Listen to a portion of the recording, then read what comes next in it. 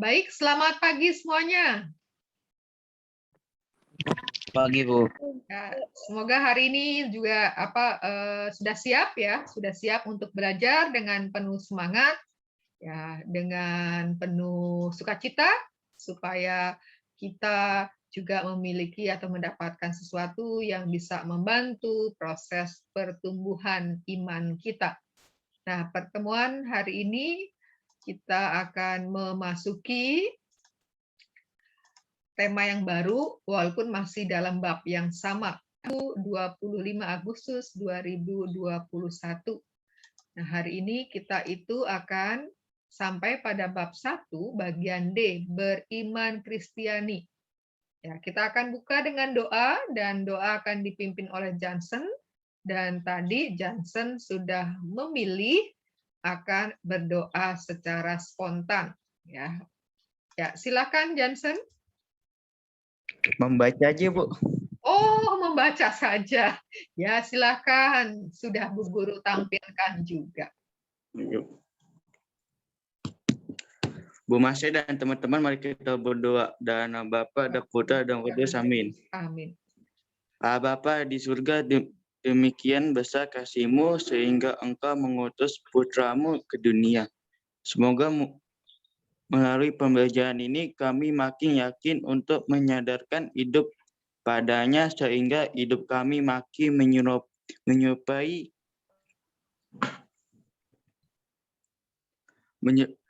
hidup Putra-Mu.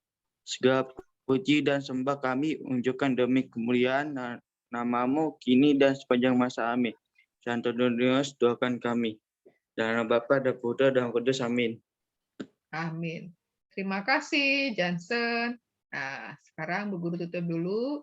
Bu Guru akan membuat foto dokumentasi di awal yang datang hadir tepat waktu. Ya, dalam hitungan 3 kameranya sudah aktif. Ya, 1, 2, 3. Bu Guru print shoot. Ya, Bu Guru screenshot. Bu Guru kirim di grupmu. 9A. Manakah 9A? 9A.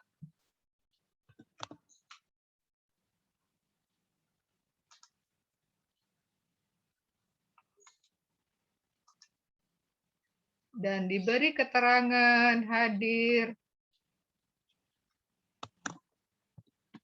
on time.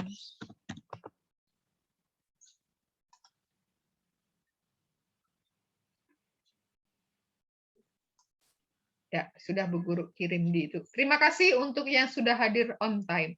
Tanda bahwa kalian menghargai diri Anda. Ya, Anda ya kan. Tanda bahwa kalian menghargai diri kalian sendiri dan juga menghargai sesama dan menghargai Bu Guru. Tidak membiarkan orang lain menunggu. Ya, nanti Bu Guru akan membuat untuk presensi nanti ya pada bagian ya. Nah, kita tadi seperti Bu Guru katakan sudah sampai tema bagian D, beriman Kristiani, dan kita akan lihat. Nah, ini indikatornya, kita sudah sampai indikator yang kedua ya, walaupun masih bab yang pertama, tetapi sudah kita masuk ke bab atau KD ya, KD yang kedua. Bu Guru salah sebut tadi, KD yang kedua. Dan ini adalah indikatornya atau tujuan-tujuan yang ingin kita capai di dalam proses pembelajaran dengan tema beriman Kristiani. Ya, Bu Guru minta bantuannya Moses untuk membacakan kalimatnya saja yang dibaca ya. Silakan. Indikator menunjukkan rasa syukur dengan selalu mengikuti perayaan Ekaristi atau ibadah sebagai wujud beriman Kristiani. Terlibat dalam praktik hidup beriman Kristiani di gereja atau lingkungan. Menjelaskan bahwa Yesus Kristus adalah tanda agung pewahyuan Allah. Menjelaskan bahwa Yesus Kristus adalah sumber iman Kristiani. Menjelaskan iman Kristiani dalam gereja Katolik berdasarkan dokumen gereja Lumen Gentium artikel 14. Menjelaskan Tritunggal Maha Kudus dalam iman Katolik. menjelaskan bahwa Roh Kudus terus bekerja dalam gereja, membuat doa kepada Yesus agar semakin percaya kepadanya. Oke, terima kasih. Inilah yang ingin kita proses di dalam pembelajaran kita sepanjang jam pertemuan ini. Ya, seperti biasa sudah mencakup 4 aspek: sikap spiritual, sikap sosial, pengetahuan, dan juga keterampilan. Nah, kita akan pertemuan sebelumnya kita sudah melihat ya agama-agama yang ada di Indonesia ya sebagai bentuk tanggapan orang terhadap karya keselamatan Allah, yaitu dengan memilih agama. Dan di Indonesia kita sudah bahas bersama ada 6 agama yang diakui, diterima secara resmi. Kita sudah belajar apa saja nama untuk tempat ibadatnya, kitab sucinya, kemudian bagaimana cara mereka beribadat. Nah, harapannya dengan demikian kita mengenal bahwa kita berbeda, tetapi bahwa mempunyai tujuan yang sama. Bahwa semua agama itu sebagai sarana menghantar orang sampai kepada Tuhan. Ya, karena tujuan semua makhluk hidup, khususnya manusia, adalah kembali kepada Allah Sang Pencipta, Sang Pemberi kehidupan. Nah, kita pada hari ini kita akan melihat bahwa kita ketahui setiap agama itu mempunyai kekasan. Nah, kita hanya akan membahas yang menjadi kekasan agama Kristiani. Nah, kita akan melihat apa yang menjadi kekasan iman Kristiani. Nah, ada cerita. Bu Guru punya 2 cerita, ya, punya 2 cerita. Nah, kita akan membaca.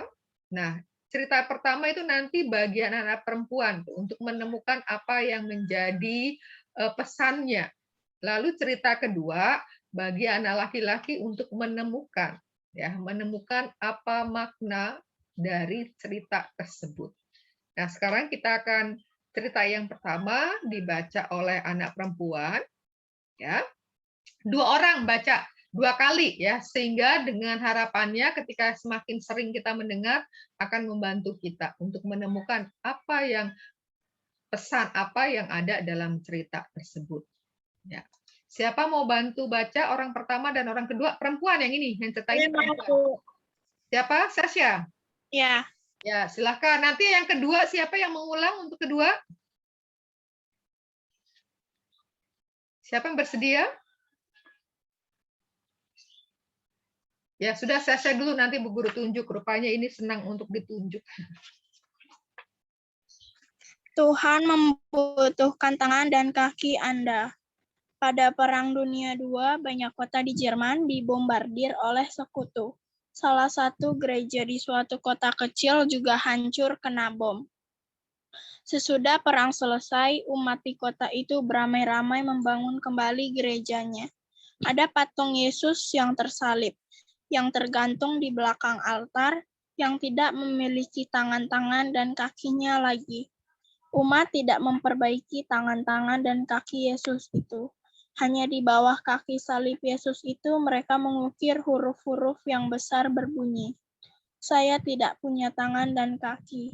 Maukah kamu membantu saya?" Oke, yang kedua dibaca oleh Uli.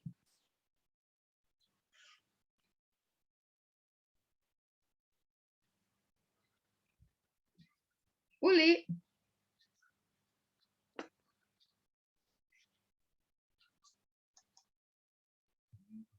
Uli.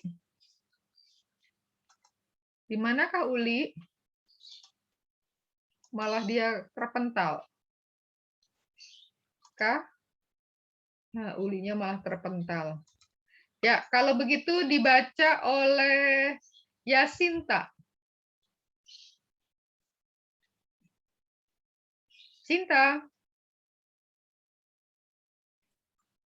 Pada Perang Dunia II, banyak kota di Jerman dibombardir oleh sekutu. Salah satu gereja di suatu kota kecil juga hancur kena bom. Sudah perang selesai, umat di kota itu beramai-ramai membangun kembali gerejanya. ada patung Yesus yang tersalib, yang tergantung di belakang altar, yang tidak memiliki tangan-tangan dan kakinya lagi. Umat tidak memperbaiki tangan-tangan dan kaki Yesus itu. Ini di bawah kaki salib Yesus itu mereka mengukir huruf dan kaki. Huruf-huruf yang besar berbunyi, "Saya tidak punya tangan dan kaki, maukah kamu bantu saya?" Ya, silakan yang perempuan boleh mulai memikirkan, menemukan apa pesan cerita tersebut. Ya, sekarang untuk yang laki-laki sama 2 orang membacakan. Ya, yang pertama siapa yang bersedia? Siapa yang mau membacakan untuk pertama kali? Saya, Bu. Marcel, ya silakan. Orang kedua siapa? Saya, Bu. Siapa? Saya, Bu. Pedro, Bu. Pedro. Oke, silakan Marcel dulu. Setelah Marcel selesai, lalu diulang lagi oleh Pedro. Silakan. Kerja untuk Yesus. Pietro selalu menjadi tetangga yang baik. Pada suatu hari, nyonya rumah tetangganya bertanya kepadanya, apakah ia dapat mengantar putranya ke rumah sakit? Sebenarnya Pietro sudah mempunyai rencana lain, tetapi ia tidak tahu bagaimana harus mengatakan hal itu. Maka ia mendudukkan bocah itu ke kursi mobil, mengencangkan sabuk pengamannya dan melaju menuju ke rumah sakit yang jaraknya 50 km. Ketika sedang meluncur, bocah lelaki itu menatap Pietro perlahan dan bertanya, apakah engkau Yesus? Dengan terkejut Pietro menjawab, bukan. Anak lelaki itu melanjutkan, saya mendengar ibuku berdoa mohon kepada Yesus agar aku dapat diantar ke dokter. Kalau engkau bukan Yesus, apakah engkau bekerja untuk dia? Peter menjawab, kadang-kadang. Dan sekarang karena kamu bertanya begitu, maka saya ingin melaksanakan lebih banyak lagi. Ya, silakan Pedro. Bekerja untuk Yesus. Pieter selalu menjadi tetangga yang baik. Pada suatu hari, nyonya rumah tangganya bertanya kepadanya, apakah ia dapat mengantar putranya ke rumah sakit? Sebenarnya, Peter sudah mempunyai rencana lain, tetapi ia tidak tahu bagaimana harus mengatakan hal itu. Maka ia mendudukkan bocah itu ke kursi mobil, mengencangkan sabuk pengamannya, dan melaju menuju rumah sakit yang jaraknya 50 km. Ketika sedang meluncur, bocah lelaki itu menatap Pieter perlahan dan bertanya, apakah engkau Yesus? Dengan terkejut, Pieter menjawab, bukan. Anak lelaki itu melanjutkan, saya mendengar ibuku berdoa memohon kepada Yesus agar aku dapat diantar ke dokter. Kalau engkau bukan Yesus, apakah engkau bekerja untuk dia? Pieter menjawab, kadang-kadang. Dan sekarang karena kamu bertanya begitu, maka saya ingin melaksanakan lebih banyak lagi. Oke, terima kasih untuk yang sudah bersedia untuk membacakan untuk teman-temannya. Nah, ini tugasnya. Ya, ini untuk perempuan tadi cerita yang Tuhan membutuhkan tangan dan kaki. Ini untuk yang laki-laki yang bekerja untuk Yesus. Ya, boleh ditulis dulu dalam buku tulisnya. Nanti Bu Guru beri kesempatan yang mengungkapkan. Nah, sekarang Bu Guru akan mendata kehadiran. Yang Bu Guru panggil dan hadir, tolong menjawab hadir. Abel. Abel. Tak ada suara. Alfred. Hadir. Johnson. Hadir, Bu. Calvin. Hadir, Bu. Marvin. Malvin. Malvin. Marcel. Ya, Bu. Farel. Hadir, Bu. Florecita. Florecita.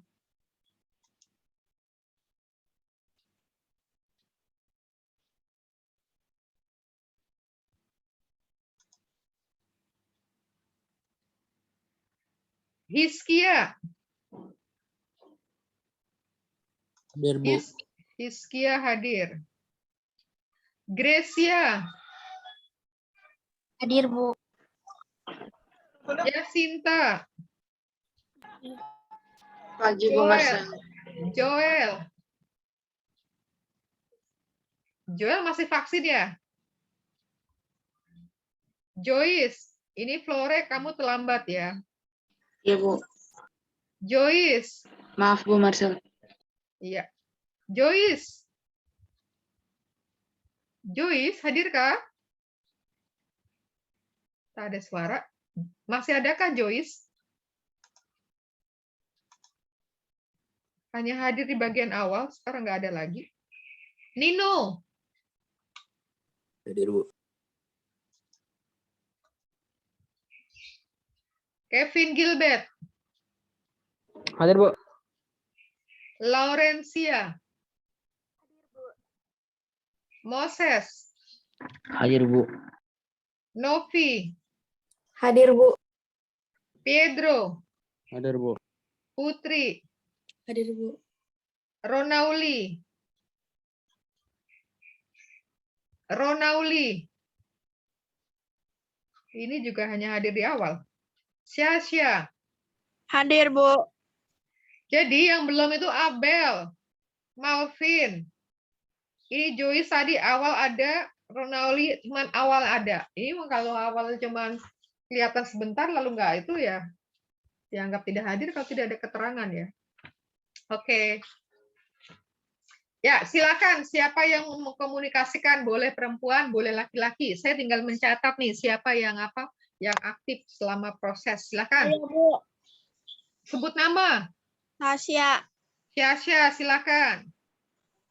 Makna cerita Tuhan membutuhkan tangan dan kaki Anda, menurut saya itu kita harus peduli terhadap lingkungan di sekitar kita dan juga berusaha memiliki rasa simpati dan empati. Oke, terima kasih Syasya. Yang lain silakan.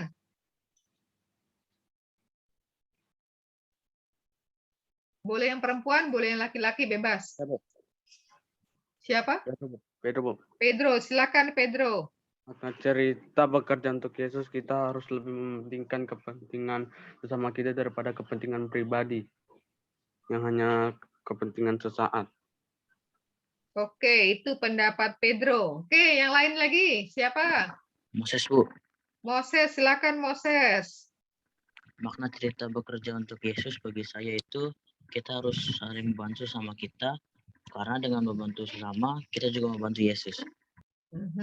Oke. Yang lain, silakan. Saya, Bu. Siapa? Iya, Bu. Siapa? Hiskia. Iya, Bu. Ya, silakan Hiskia. Makna cerita bekerja untuk Yesus adalah mengikuti semua aturan atau perintah Yesus dan beriman dan mengikuti kepada Tuhan Yesus. Oke, Hiskia. Terima kasih. Berikutnya. Ayo. Ini laki-laki sudah 3, perempuan baru 1 ya. Silakan, Bu Guru masih beri kesempatan.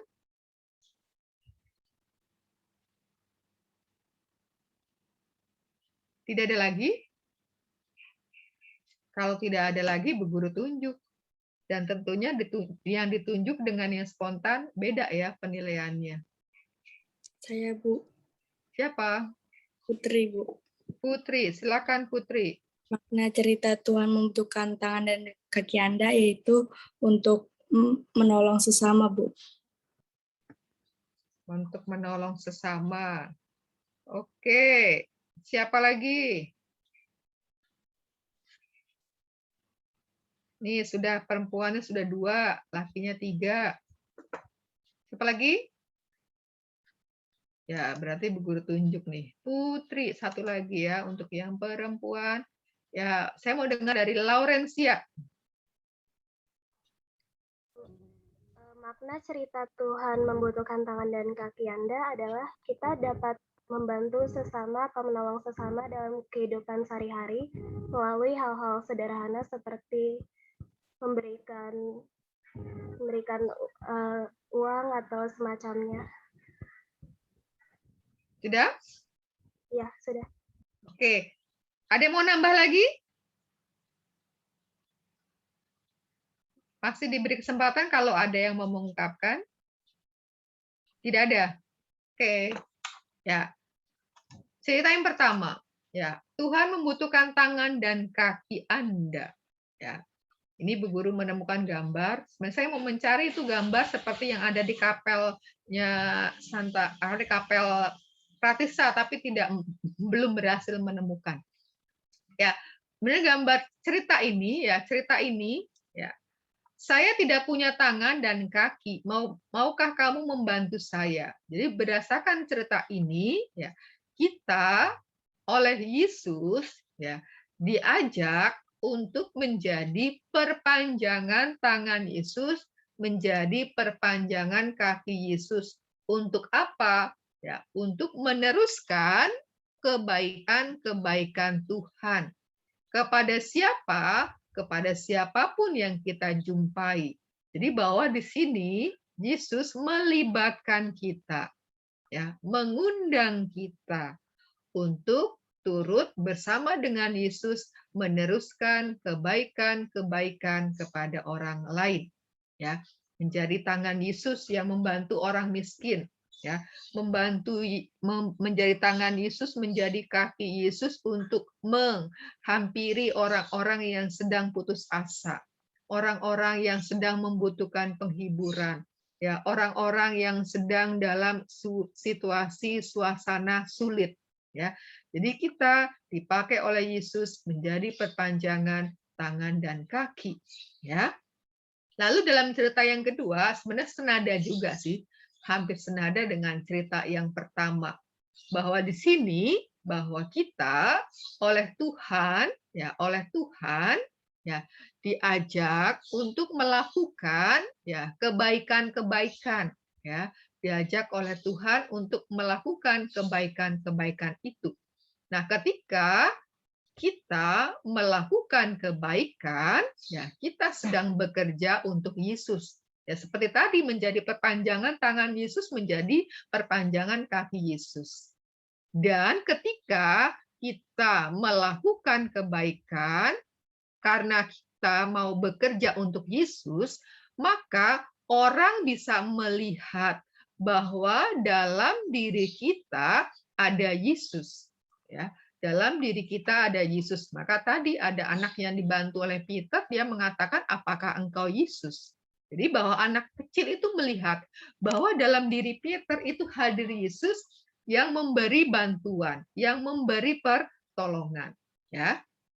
Jadi di sini apapun yang kita lakukan, kebaikan tidak harus selalu besar-besar, dari tindakan-tindakan yang kecil, yang sederhana, menyapa orang, ya, mengingatkan teman, menegur teman, ya, memberitahukan, menginformasikan kalau ada info-info kepada teman yang belum mendapatkan. Nah, ketika itu dilakukan sebagai bentuk saya bekerja untuk Yesus, saya bekerja untuk Tuhan, maka orang akan mengalami, orang akan melihat bahwa di situ Tuhan hadir dalam diri kita. Ya, dua kisah itu. Ya, jadi dua kisah itu dalam tindakan kita, apapun yang kita kerjakan, dalam hal-hal yang kecil, yang sederhana pun, kalau itu sungguh-sungguh keluar dari hati, ya, orang bisa melihat bahwa Tuhan hadir dalam diri kita. Ya, jadi masih ada kaitannya dengan pelajaran tema sebelumnya, ya kan? Ketika Santo Yakobus memberikan nasihat kepada kita. Ada yang masih ingat apa nasihat Santo Yakobus hubungan dengan iman? Iman tanpa perbuatan sama aja mati. Betul. Nah, Pedro ingatnya bagus, ya. Bahwa iman tanpa perbuatan adalah hakikat mati. Nah, ini maka wujud-wujud. Ketika kita bertindak sebagai perpanjangan tangan Yesus, perpanjangan kaki Yesus, kita akan melakukan kebaikan-kebaikan kecil, kebaikan-kebaikan sederhana yang karena didorong saya bekerja untuk Yesus. Nah, itulah menjadi perwujudan iman kita. Maka iman kita menjadi iman yang hidup karena orang bisa melihat bahwa dalam diri kita ada Yesus yang berkarya. Ya, terima kasih untuk yang sudah memberikan tanggapan, yang sudah aktif ya, sudah saya catat ya. Ini nanti masuk dalam jurnal. Nah, sekarang kita akan lihat bagaimana pandangan gereja ya atau ajaran gereja sehubungan dengan hal itu. Apa yang menjadi kekasan dari iman Kristiani? Ya, kita akan lihat dari Lumen Gentium. Lumen Gentium disingkat apa? Siapa ingat Lumen Gentium singkatnya apa? LG. Ya, LG ya, LG. Nah, Lumen Gentium adalah salah satu dokumen yang dihasilkan oleh apa nih? Sidang apa? Konsili Vatikan. Ya, Konsili Vatikan yang keberapa? Kedua. Betul, ini Pedro ya. Bagus kamu udah ingatnya, Pedro ya. Catat di sini ya. Jadi Lumen Gentium merupakan hasil dari sidang ya. Konsili Vatikan kedua nih, Konsili Vatikan kedua. Tahun berapa, Kak? Konsili Vatikan kedua tahun berapa diadakannya? Siapa yang masih ingat? Ayo, kayaknya kan berulang kali nih ketika kita bicara tentang dokumen Konsili Vatikan kedua, sering ditanyakan. Ya, kapan tahun dilaksanakannya? Nah, bagaimana Pedro? Masih ingat, Kak? Pedro, siapakah yang masih ingat dengan baik tahun dilaksanakannya sidang agung para uskup sedunia atau konsili? Nah, Konsili Vatikan kedua itu dilaksanakan. 1962. Ya, berapa? 1962 sampai 1965. Iya, betul sekali Pedro. Good ya. Ya, jadi Konsili Vatikan kedua ya, konsili artinya sidang agung para uskup sedunia. Ya, dilaksanakan mulai tahun 1962 sampai tahun 1965 ya. Tapi tidak dipahami setiap hari 3 tahun itu enggak ya. Jadi ada jeda-jedanya ya, ada waktu sidang, ada waktu juga refleksi kerja personal, kerja kelompok gitu ya. Nah, Konsili Vatikan kedua menghasilkan 16 dokumen ya, menghasilkan 16 dokumen dan ini salah satunya ya. Lumen Gentium, terang bangsa-bangsa ya. Lumen Gentium itu terang bangsa-bangsa. Nah, sekarang Bu Guru minta bantuannya untuk membacakan. Ya, siapa bersedia bantu baca Bu Guru untuk yang slide ini? Siapa? Mau membantu membaca? Saya mau, Bu. Tasya? Ya. Silakan. Lumen Gentium, artikel 14. Maka terutama kepada umat beriman Katolik, Konsili Suci mengarahkan perhatiannya.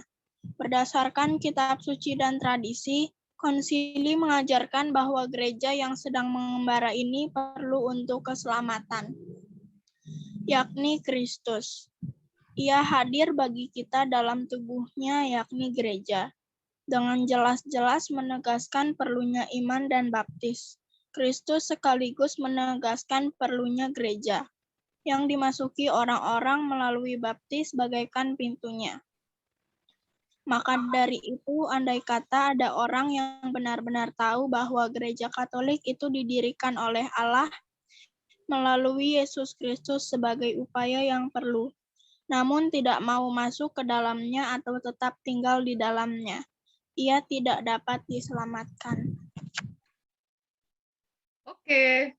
Nah, kita lihat bagian ini dulu, baru nanti kita ke slide yang kedua. Nah, sekarang kita lihat. Ya. Maka terutama kepada umat beriman Katolik. Ya, jadi dokumen ini, ya bagian artikel ini sangat jelas bahwa ini ditujukan kepada umat yang beriman Katolik. Ya, jadi Konsili Suci mengarahkan perhatiannya kepada orang yang beriman Katolik. Nah, berdasarkan kitab suci dan tradisi, gereja mengajarkan bahwa gereja yang sedang mengembara ini perlu untuk keselamatan, yakni Kristus. Nah, kita lihat sini, ada kitab suci, ya, ada disebut kitab suci, kemudian ada tradisi. Nah, kitab suci dan tradisi ini merupakan ya 2 dari 3 pedoman atau sumber pengajaran iman Kristiani. Ya, merupakan 2 dari 3 ya pedoman atau sumber pengajaran iman Kristiani. Satu lagi apa ya sumber pengajaran iman Kristiani? Ada yang bisa menemukan? Satu lagi apa? Jadi pedoman itu ada 3. Ya, pedoman atau pengajaran iman Kristiani ada 3. Ada kitab suci, ada tradisi. Yang ketiga? Iman. Hah? Iman. Belum tepat. Kan ini pedoman iman. Pedoman iman atau sumber pengajaran iman. Yang ketiga nih, siapa bisa melanjutkan?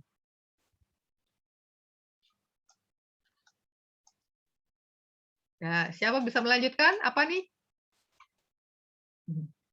Magister. Magisterium. Hampir magister ya. Ya, jadi sumber pengajaran iman Katolik atau pedoman ya, ada 3, ada kitab suci, ada tradisi dan ada magisterium. Magisterium itu apa? Magisterium itu adalah ajaran dari para bapak gereja. Ya, bapak gereja itu adalah para pimpinan ya, pimpinan gereja. Nah, Lumen Gentium ini termasuk nomor 3 ya. Gaudium et Spes, De Verbum itu masuk magisterium. Ya. Jadi 16 dokumen yang dihasilkan Konsili Vatikan kedua ini masuk magisterium, termasuk hasil-hasil dari konsili-konsili sebelumnya ya. Surat-surat yang ditulis oleh pimpinan gereja itu masuk di sini, magisterium. Ya, kalau nanti kita bicara tentang Nostra Aetate, Redintegratio ya. Itu nanti juga ya masuk dalam magisterium ini ya. Unitatis Redintegratio itu nanti masuk ke sini. Ketika kita bicara tentang hubungan gereja Katolik dengan agama-agama lain. Nah, di alinea yang kedua, ya, iya ini siapa ya? Maksud iya di sini? Tuhan Yesus. Ya, betul, Tuhan Yesus ya. Ia hadir bagi kita dalam tubuhnya, yakni gereja. Siapa yang tubuhnya ini? Yesus Kristus. Tubuh gereja siapa? Tubuh gereja? Tubuh Kristus ya, tubuh Kristus yaitu gereja. Siapa itu gereja? Adalah kita. Kita yang bagaimana yang disebut gereja? Yang disebut gereja adalah kita, di sini kita yang menerima, salah. Mau yang pakai merah. Ya, kita di sini adalah kita ini nih, yang karena pengakuan iman kita dan memberi diri kita dibaptis. Ya, jadi ia hadir bagi kita dalam tubuhnya, yakni gereja. Nah, kita ini adalah gereja. Ya, kita menjadi gereja ketika kita menerima pembaptisan. Dan orang bisa dibaptis kalau pertama-tama dia punya iman, ya, percaya kepada Yesus. Ya, jadi di sini bahwa Yesus ya hadir dalam gerejanya, yaitu setiap orang yang karena imannya memberi diri dibaptis. Dan sakramen baptis ya, ini dikatakan menjadi pintu ya, menjadi pintu masuk ke dalam persekutuan ya. Karena tanpa dibaptis orang tidak bisa menjadi anggota gereja, tidak bisa menerima sakramen-sakramen yang lain. Maka baptis menjadi sakramen yang pertama diterima, menjadi pintu masuknya ya dalam komunitas gereja. Ketika dia dibaptis, maka dia bisa nanti menerima komuni, ya, sakramen ekaristi, bisa terima krisma, bisa terima sakramen tobat, bisa menerima sakramen perkawinan, sakramen pengurapan orang sakit. Nah, tanpa baptis tidak bisa. Ya. Maka dari itu, andai kata ada orang yang benar-benar tahu bahwa gereja Katolik itu didirikan oleh Allah melalui Yesus Kristus sebagai upaya yang perlu, namun tidak masuk ke dalamnya atau tetap tinggal di dalamnya, ia tidak diselamatkan. Nah, ini misalkan ada orang Katolik ya, mengaku diri Katolik ya, tetapi tidak mau masuk dan tinggal di dalamnya, maka dikatakan ia tidak dapat diselamatkan. Ia kehilangan keselamatannya. Nah, sekarang kita lihat kelanjutannya. Ya, silakan siapa mau bantu baca?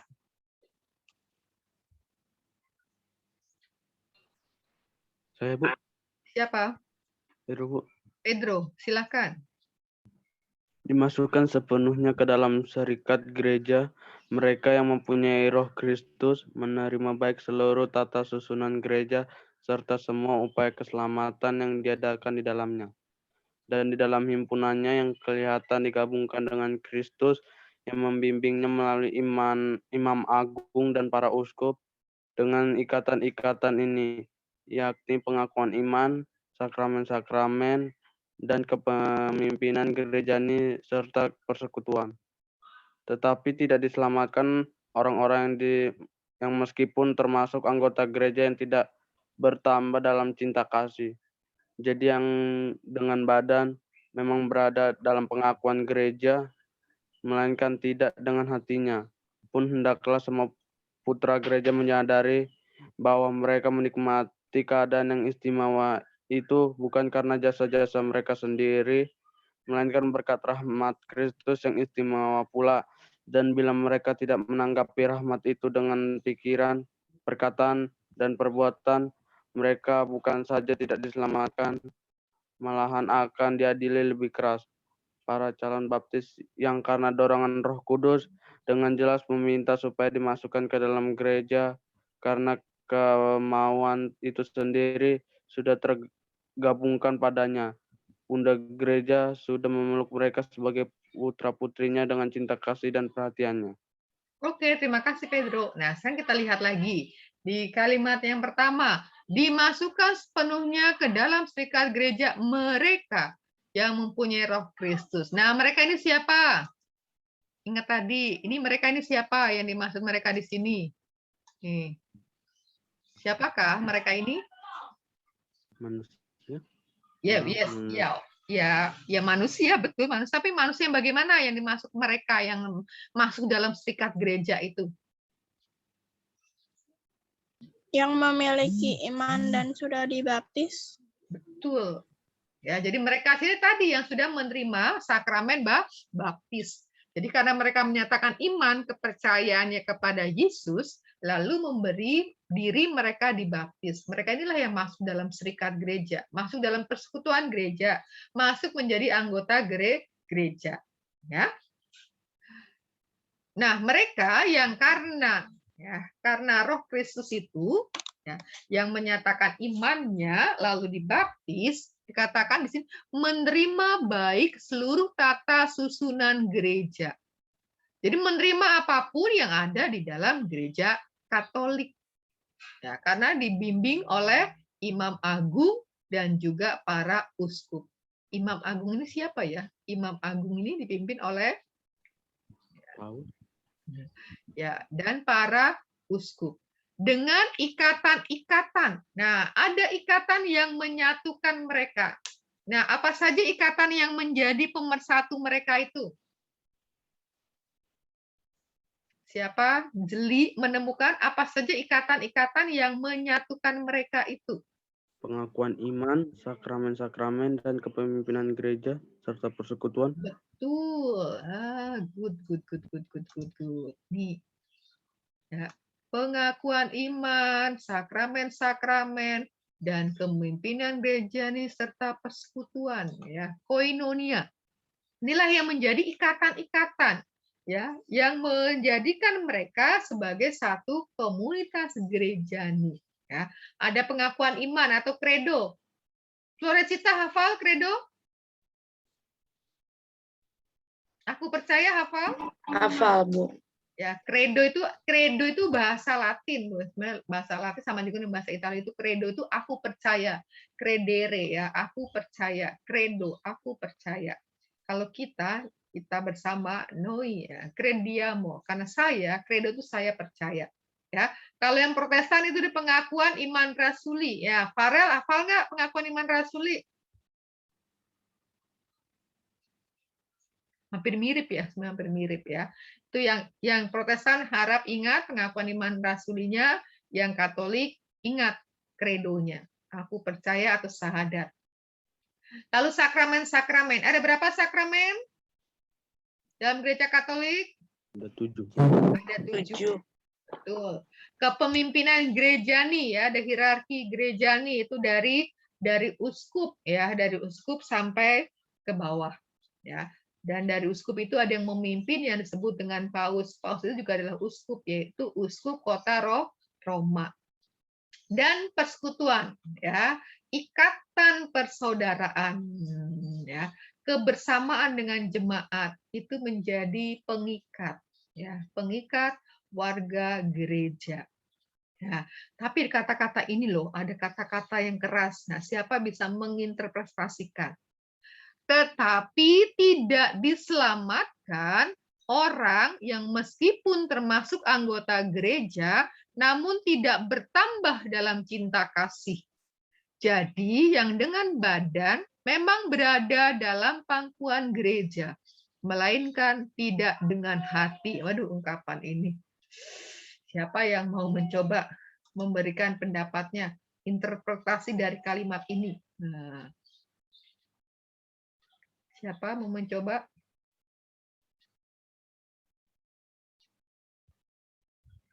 Marcel mau coba? Interpretasi dari kalimat ini. Tetapi tidak diselamatkan orang yang meskipun termasuk anggota gereja, namun tidak bertambah dalam cinta kasih. Jadi yang dengan badan memang berada dalam pangkuan gereja, melainkan tidak dengan hatinya. Ya, siapa mau memberikan interpretasinya?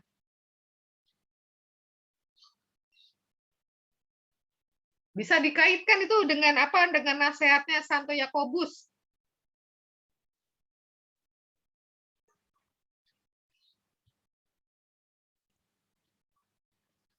Siapa?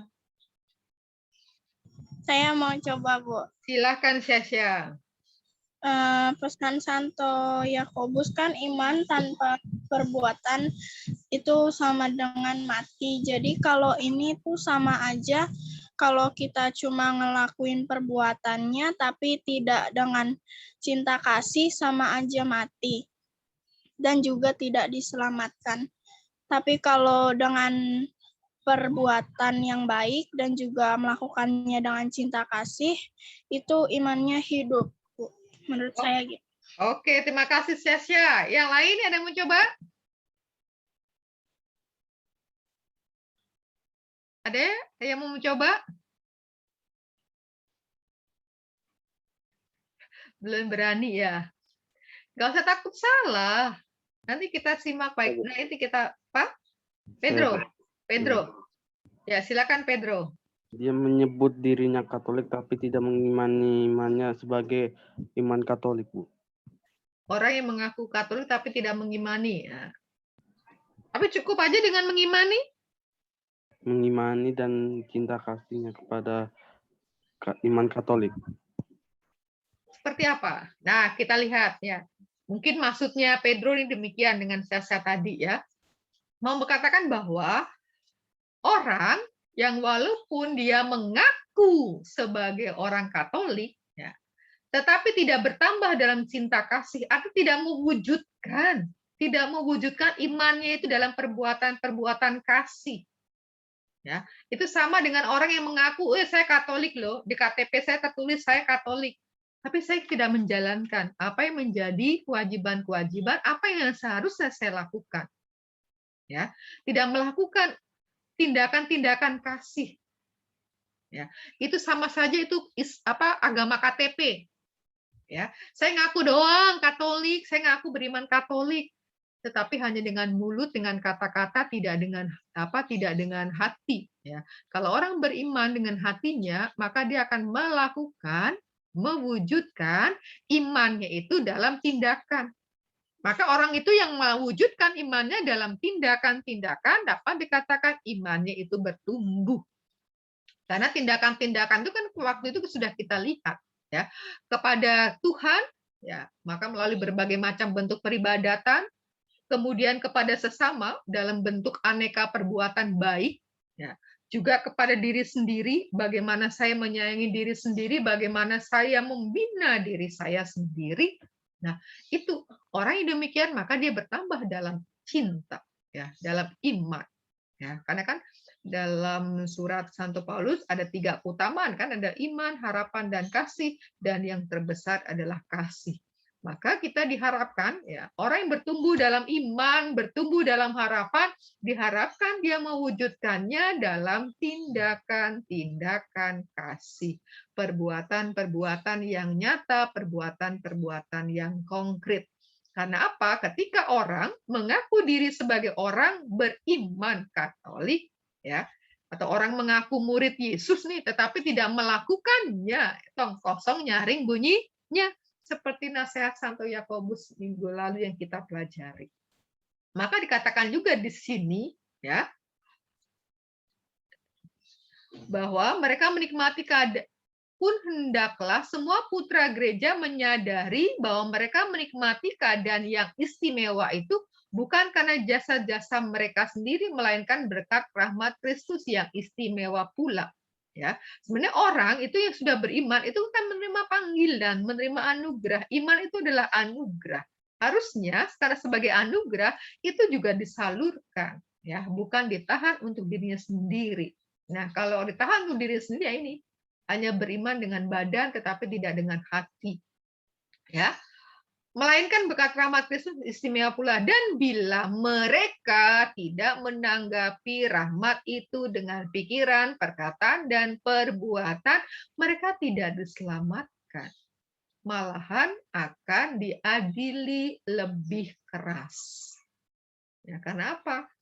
Dia sudah terima rahmat Allah, menerima rahmat keselamatan, tetapi tidak menyalurkan kebaikan Allah, tidak menyalurkan kasih Allah kepada sesama, kepada orang lain, tetapi hanya disimpan untuk diri sendiri. Ingat, orang yang terima 1 talenta yang dia simpan, maka tidak menghasilkan apapun. Ya, hanya 1, ya, tidak menghasilkan apapun. Nah, sekarang di bawahnya para calon baptis nih ya, para calon baptis yang karena dorongan Roh Kudus dan karena kemauannya sendiri, ya, sebenarnya dia sudah tergabungkan di dalam persekutuan. Maka ada dalam Katolik itu baptis kerinduan, ya. Ada misalkan ada orang mengikuti katekumen lalu suatu saat mengalami kecelakaan dan dia meninggal, belum sempat dibaptis. Nah, orang ini sudah masuk tergabungkan. Karena apa? Karena dia percaya, ya, karena dorongan Roh Kudus dan ada kemauan dari dirinya sendiri, bukan karena dipaksa oleh orang lain. Maka orang yang demikian juga sudah tergabungkan di dalam komunitas gerejani. Itu ya, itu menurut Konsili Vatikan kedua dalam Lumen Gentium. Jadi bahwa di sini ya yang perlu untuk keselamatan dan keselamatan itu adalah Yesus, ya. Yesus menjadi sumber keselamatan. Nah, orang yang ingin mendapatkan ini ya memiliki iman dan baptis. Orang sampai beriman itu bukan karena jasanya sendiri, sebenarnya itu juga rahmat Allah, ya. Maka kalau sudah menerima rahmat Allah, berbagi juga. Nah, ini hal pengajaran yang sesat. Nah, sekarang kita lihat sebenarnya orang itu yang bisa diselamatkan itu yang bagaimana. Ya, silakan siapa mau bantu baca? Bu Guru harap sih belum.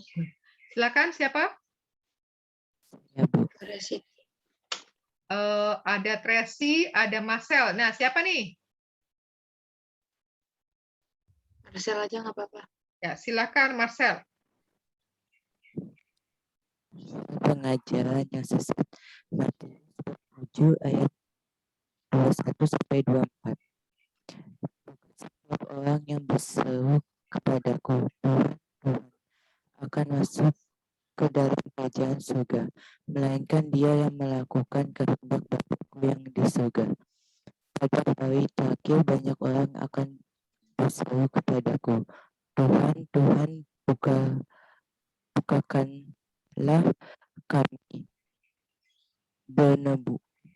bernubuat demi namamu dan mengusir setan demi namamu dan mengadakan banyak mukjizat demi namamu juga. Pada waktu itulah aku akan terus terang kepada mereka yang berkata, aku tidak pernah mengenal kamu, hanyalah daripadaku. Kamu sekalian pembuat kejahatan.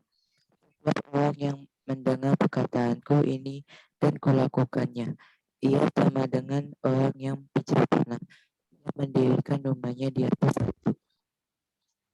Oke, nah dari Matius bab 7, 21 sampai 24 ini, orang yang bisa diselamatkan tuh orang yang bagaimana? Silahkan yang menemukan ayat berapa. Orang yang diselamatkan tuh yang bagaimana? Siapa yang menemukan?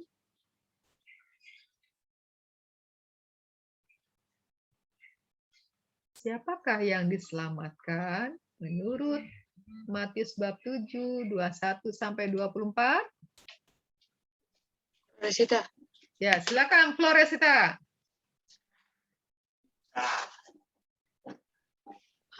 Itu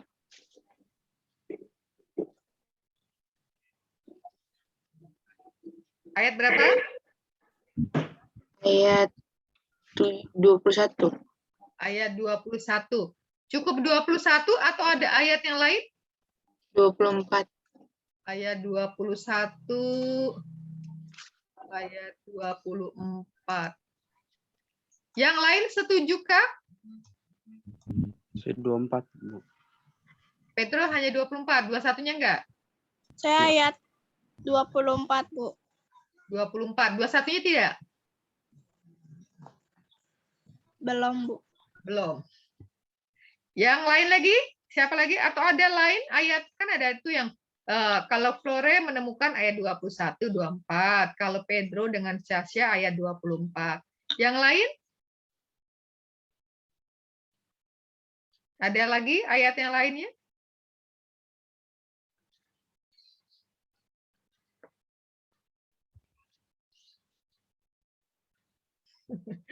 Jadi kata kuncinya apa? Yang diselamatkan tuh orang yang bagaimana? Kata kuncinya. Yang mendengarkan perkataanku dan melakukannya. Mendengar perkataanku dan melakukannya. Ya. Kita lihat, terima kasih ya yang sudah menemukan. Baik, ya. Dari Matius bab 7, 21 sampai 24, ya. Ayat yang menunjukkan orang yang bagaimana yang bisa diselamatkan. Nah, betul tadi salah satunya tadi Flora kita ayat 21 dan ayat 24, lalu yang lain tadi menemukan ayat 24. Betul.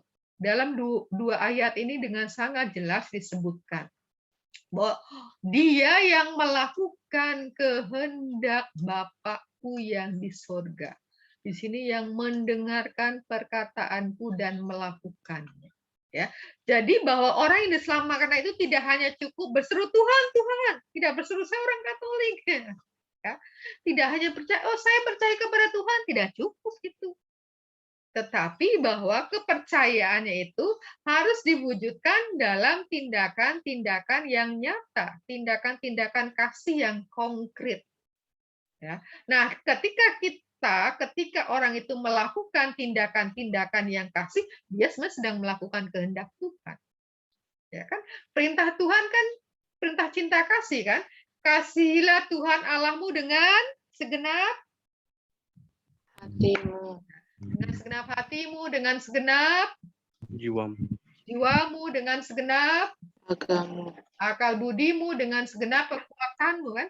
Kasihilah Tuhan Allahmu secara total, dan kasihilah sesamamu, seperti dirimu sendiri. dirimu sendiri.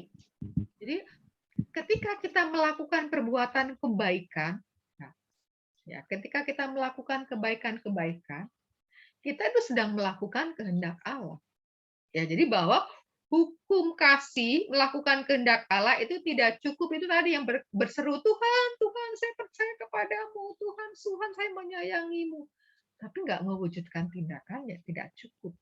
Ya, jadi yang mendengarkan perkataan Tuhan, yang membaca sabda Tuhan, dan yang tekun melaksanakannya, ya kan? Setelah pembacaan Injil pada waktu itu kan, berbahagialah orang yang mendengarkan sabda Tuhan dan yang setia melakukannya.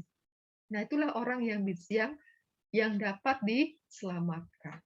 Ya, orang yang bekerja sama dengan rahmat ilahi, ya, bekerja sama dengan rahmat Tuhan, melakukan tindakan-tindakan kasih. Ya, bukan hanya sekedar perbuatan baik, ya, tapi perbuatan kasih, ya, perbuatan baik yang dilandasi sebagai kasih. Bahwa saya melakukan ini, ya, saya membantu, misalkan saya membantu Floresita, ya, kan saya mengasihi Tuhan. Dan kasih saya kepada Tuhan itu saya wujudkan dengan membantu Floresita, misalnya. Atau Floresita mau menunjukkan cintanya kepada Tuhan dengan membantu orang tua. Nah, jadi ini adalah imanku, kepercayaanku kepada Allah itu diwujudkan dalam perbuatan-perbuatan kasih. Ya, kalau perbuatan kepada Allah tadi sudah kita sebutkan, ya, berbagai macam bentuk ungkapan kita kepada kasih kita kepada Allah dengan berdoa, dengan bermati raga, mungkin berpantang dan berpuasa, baca kitab suci, itu mewujudkan cintaku kepada Tuhan. Nah, cinta kepada Tuhan juga diwujudkan kepada sesama dalam perbuatan tadi, katakan contoh tadi kan dalam cerita tadi, jadi orang yang melalui tindakan-tindakan yang sederhana. Ya, sampai di sini jelaskah? Jadi bahwa yang menjadi kekasan, ya, menjadi kekasan dari iman Kristiani itu adalah pada pribadi Yesus sendiri. Ya, Yesus yang mengajarkan kita untuk mengasihi Tuhan Allah, mengasihi sesama, dan juga mengasihi diri sendiri. Dan iman itu harus diwujudkan, bukan disimpan. Seperti orang yang menerima 1 talenta. Ya, ketika terima 1 talenta dan disimpan, ia tidak menghasilkan apa-apa. Nah, bahkan itu nanti diambil dan diberikan kepada orang yang mempunyai, yang sudah mempunyai 10 ditambah 1 menjadi banyak. Ya, nah ini sebenarnya tadi apa yang kita bahas sudah berusaha untuk menjawab pertanyaan-pertanyaan ini. Nah, ini nanti silakan dibaca ya tambahan-tambahan ya. Jadi sebenarnya ketika kita melihat tadi dalam 3 kisah tadi, maka aspek hidup beriman Kristiani itu ada 3 ya. Menyangkut pengalaman religius ya, pengalaman di mana manusia sungguh menghayati karya dan kebaikan Allah yang berpuncak dalam diri Yesus, dan karena pengalaman itu manusia sampai pada kemauan bebas untuk menyerahkan diri kepada Kristus. Jadi dikatakan pengalaman religius, pengalaman ketika saya mengalami disentuh Tuhan, mengalami perjumpaan dengan Tuhan, mengalami saya ditolong oleh Tuhan, itu disebut dengan pengalaman religius. Nah, lalu penyerahan iman. Orang yang sampai pada tahap pengalaman religius, maka dia sampai pada penyerahan iman. Itu merupakan jawaban atas wahyu Allah yang telah berkarya dengan mewujudkan tindakan yang sesuai dengan ajaran Yesus. Maka orang yang sudah punya pengalaman tadi, pengalaman dikasihi, pengalaman dicintai, pengalaman ditolong oleh Tuhan, maka ia tadi seperti tadi diharapkan juga bisa melakukannya, ya. Dan sebagai bentuk penyerahan, ya, penyerahan diri kepada Allah, yang sudah dikasih itu, maka dia juga ingin mengasihi sesamanya. Maka mewujudkannya dengan tindakan yang sesuai ajaran Yesus. Lalu pengetahuan iman. Ya, menuntut seorang umat Kristiani untuk terus-menerus dan makin mampu mempertanggungjawabkan imannya. Maka orang Katolik, ya juga orang Kristen, orang beragama lain sebenarnya juga diajak untuk terus-menerus belajar, ya, mempelajari agamanya, mempelajari imannya, supaya orang itu bisa bertanggung jawab terhadap imannya. Kalau ditanya bisa menjawab, mengapa kamu jadi orang Katolik? Nah, bisa menjawab, ya. Maka apapun agamanya diajak untuk ini, sampai pada pengalaman religius, pengalaman dikasih Allah, kemudian sampai pada menyerahkan diri kepada Allah, kemudian sampai ya bahwa dalam kehidupan sehari-hari untuk menghidupi iman, saya belajar terus-menerus. Nah, sekarang apalagi sumber pembelajaran itu banyak, walaupun harus tetap hati-hati dan teliti, jangan sampai salah. Ya, karena tidak selalu orang menyebut nama Yesus itu isinya baik. Jangan orang punya maksud jahat. Maka juga ketika melihat dari internet dan segala macam, harus juga hati-hati, ya. Pengetahuan iman, ya, maka yang paling aman bacalah kitab suci, ya. Nanti silakan dilanjutkan, dibaca terusnya. Kemudian ini juga silakan. Jadi bahwa bagi orang Katolik, bagi orang Kristiani, bahwa Yesus Kristus itu sumber iman yang utama, ya. Sedangkan pengajaran imannya ini, ya, supaya kita semakin mengenal Yesus itu bisa baca kitab suci, baca tradisi, mengikuti tradisi, lalu juga mengikuti magisterium, ajaran Bapak Gereja. Nah, kemudian bagi orang Katolik, bagi orang Kristen, bahwa Yesus Kristus itu menjadi puncak, ya, puncak perwahyuan Allah, ya. Lalu bahwa dalam agama Katolik kita juga punya ajaran mengenai Tritunggal Maha Kudus, Allah Bapa, Allah Putra, dan Allah Roh Kudus, dan ketiganya merupakan satu kesatuan, tak terpisahkan, ya. Satu hakikat, tiga pribadi. Ya, ini nanti silakan juga dibaca dengan baik. Lalu ini bagaimana kita bisa mewujudkan iman kita supaya semakin bertumbuh, ya, bertumbuh dalam iman. Ini bertumbuh dalam iman. Harapannya kalau imannya bertumbuh, ia bisa mewujudkan dalam tindakan kasih. Ya, ini refleksi, kemudian ini ya penilaian sikap. Ibu guru bisa lihat nih, kelas 9 itu kalau ada kegiatan peribadatan, kegiatan misa ada loh yang sering tidak hadir, ya. Ya, jadi Bapak Ibu guru itu sudah punya catatan, kan sering kali membuat foto, kan, membuat foto dokumentasi, mengisi daftar hadir, itu terlihat, ya. Maka ini Bapak Ibu guru kan tekniknya observasi. Jadi Bapak Ibu guru tuh mempunyai catatan, ya, khususnya Bu Dian itu yang bagian kesiswaan sudah punya catatan siapa yang hadir dan siapa yang tidak hadir, ya. Itu termasuk dalam penilaian sikap spiritual dan sosial. Bagaimana akan mewujudkan imannya kalau ada ibadat-ibadat saja tidak mengikuti, ya kan? Ini pengetahuan. Nah, ini tugasnya untuk keterampilan, ya. Bagi yang beragama Katolik dan Kristen, kayaknya kelas 9A ini tidak ada yang beragama lain, ya, hanya agama Katolik dan agama Kristen, ya. Kalau tadi kan kelas sebelah ada Wayan, ya. Nah, tugasnya maka ini, bagi yang beragama Katolik dan Kristen, Protestan, mencari satu gambar Yesus, kemudian membuat doa. Doanya adalah doa kepada Yesus. Ya, isinya mohon iman yang kuat untuk semakin percaya kepada Yesus. Boleh dibuat secara digital, artinya menggunakan komputer, menggunakan macam-macam aplikasi, silakan. Atau dibuat secara manual. Ya, kalau manual, kalau kamu cari gambar Yesus, kamu potong, kamu tempel. Atau kamu cari gambar Yesus, kamu print, boleh.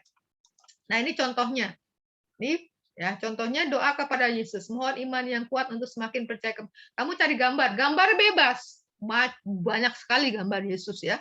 Kemudian di sini doanya. Ya, ini karena kalau kan kamu nggak ada yang non Kristiani, jadi yang ini. Ya, yang ini, ya. Ini buat tadi buat Wayan. Ya, kalau Wayan itu mendeskripsikan, menjelaskan apa yang dia tahu, ya, yang dia tahu tentang Yesus. Ya, tidak saya suruh minta membuat doa. Ya, apakah ada pertanyaan untuk materi dan juga untuk tugasnya? Ya, tugasnya mungkin ya. Minimal berapa kalimat, Bu? Sebanyak-banyaknya. Minimal 10 kalimat. Ya, kalau pendek nilainya pendek, ya kan? Udah nilai doanya pendek lalu isinya nggak sesuai ya. Sepertinya nanti Bu Guru baru menjelang agak sore baru bisa kirim ke Google Classroom-nya, karena setelah ini jam 12 ada pertemuan dengan orang tua murid kelas 7. Dan Ibu Guru adalah wali kelas 7, maka Bu Guru harus hadir dan Bu Guru juga jadi pembawa acara. Jadi tugasnya nanti sore ya, Bu Guru share-nya ya, sama materinya ya. Ya, nanti akan Bu Guru beri batas waktu. Ya kan, Bu Guru ngasih batas waktu selalu panjang-panjang kan, harapannya selesaikan. Tapi kasih panjang-panjang juga akhirnya juga panjang-panjang juga. Oke, kita akan tutup dengan doa. Setelah itu lalu menyanyikan lagu Mars. Ya, siapa tadi mimpin doa penutup ya? Marcel ya. Ya, silakan Marcel. Dan teman-teman, mari kita bersatu dalam doa. Bapa dan Putra dan Roh Kudus. Amin. Allah Bapa yang kekal dan kuasa, kami bersyukur atas penyertaan-Mu dalam bacaan hari ini.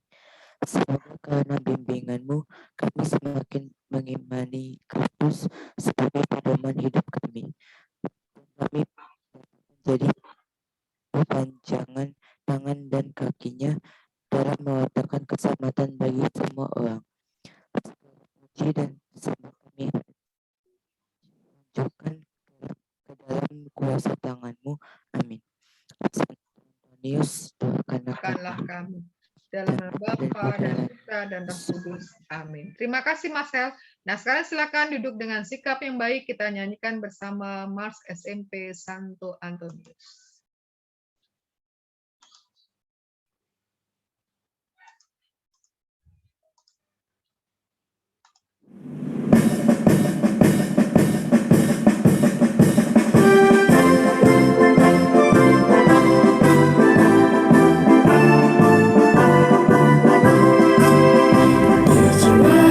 Semangat SMP Antonius aktif menyiapkan generasi muda Indonesia, memiliki iman yang mulia, mewujudkan kecerdasan dalam hidup, tingkatkan prestasimu, ciptakan iklim belajar mengajar, menyenangkan dan berprestasi. SMP Antonius Jaya meningkatkan pengetahuan. SMP Antonius sekolahkan berjaya di pesona dunia, berjaya di pesona dunia. Nah, terima kasih untuk kebersamaannya. Nah, kita akan foto untuk laporan siapa yang setia sampai akhir ya. Tadi Malvin itu terlambat ya, udah terlambat, datang terlambat tanpa ada kata-kata ya. Biasakan ya yang datang terlambat itu memberi salam. Sudah diizinkan masuk tanpa suara. Ini apakah ada orangnya juga nggak tahu ya kan? Ya, hitungan ketiga wajahnya ditampilkan. Bu Guru mau melihat siapa yang setia sampai akhir. 1, 2, 3. Ya, Bu Guru share di grup kelasmu. Bu, kok saya tiba-tiba keluar, Bu? Ya tidak tahu, Pedro.